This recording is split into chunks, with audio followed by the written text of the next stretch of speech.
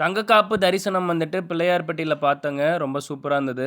பிள்ளையார்பட்டி போயிட்டு சூப்பரா நம்ம தரிசனம் முடிச்சாச்சுங்க. அங்க போன டைம்ல ஐயர் வந்துட்டு வெயிட் பண்ணுங்க ஒரு 1/4 மணி நேரம் அபிஷேகம் பண்றாங்க. அபிஷேகத்தை நம்ம பிள்ளையார் அபிஷேகத்தை பார்த்துடலாம்னு சொன்னாங்க. ஸோ அபிஷேகம் பார்த்துட்டு அது போக வந்து தங்கக்காப்பும் போட்டிருந்தாங்க. தங்கக்காப்பும் பார்த்தோம். ரொம்ப சூப்பரா இருந்தது. நம்ம நிகழ்மகிழ் யூனிட்டுக்கு வந்து தங்கக்காப்பு விநாயகர் வந்து நம்ம கொண்டாந்தாச்சு. நிகழ்மகிழ் சொந்தங்களுக்கு வந்துட்டு கொடுத்துடலாம். அனிதா வாங்க.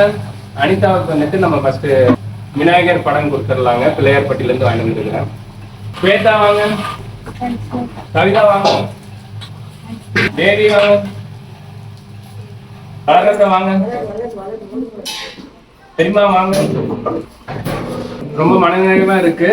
பிளஸ் வந்துட்டு நம்ம வீட்டுக்கு வைக்கிற மாதிரி ஒரு மண் சிலை கொண்டு இருக்கிறவங்க.